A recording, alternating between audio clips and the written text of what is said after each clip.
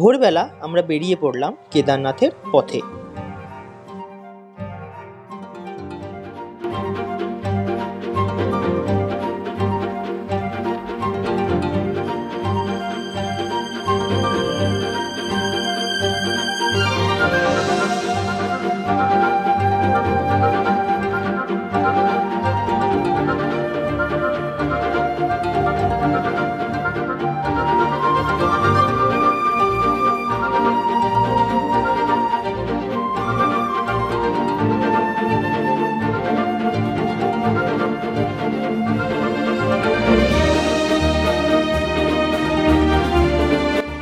সবার আগে আমরা গিয়ে পৌঁছালাম দেবপ্রয়াগ, যেখানে অলকনন্দা আর ভাগীরথীর সঙ্গম হয়েছে। গ্রিনিশ ওয়াটারটা হলো ভাগীরথী আর মাডি টাইপের ওয়াটারটা হলো অলকনন্দা। তারপরে আমরা চলে গেলাম ধারী দেবীর মন্দিরে। ধারী দেবীকে উত্তরাখণ্ডের 4 ধামের ক্ষেত্রপালও মানা হয়।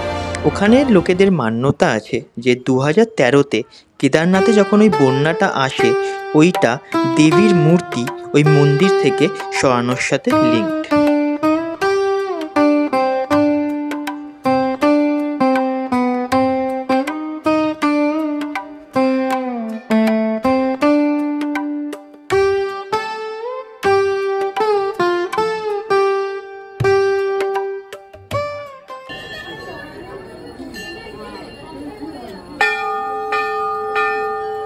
এই মন্দিরে দেবী মা নিজের রূপ পরিবর্তন করেন 3 বার: সকালে কুমারী, দুপুরে যুবতী আর রাতে বৃদ্ধা।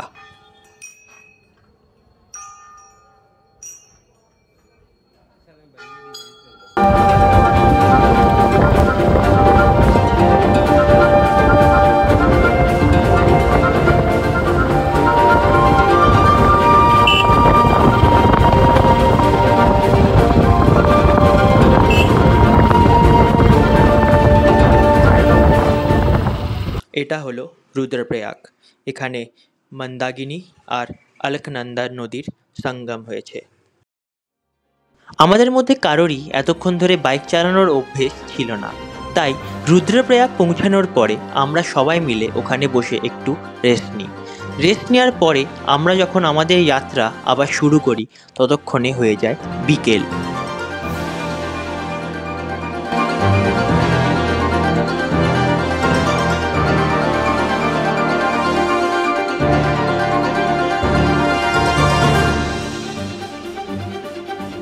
যখন আমরা গুপ্তকাশী পৌঁছাই তখন বাজে 7টা, আর সিন্স এটা পাহাড়ি এলাকা, তো সন্ধ্যে 7টাকে যেন মনে হচ্ছিল তখন রাত্রি 10টা বা 11টা বাজে। যতক্ষণে আমরা ফাটা পৌঁছালাম ততক্ষণে বেজে গেছিল রাত 9টা। তো আমরা এই হোটেলটা নিয়েছিলাম থাকার জন্যে। কেন? এই হোটেলটা সোনপ্রয়াগ থেকে মাত্র 1 কিলোমিটার দূরে ছিল, তাই আমাদের সুবিধা হতো।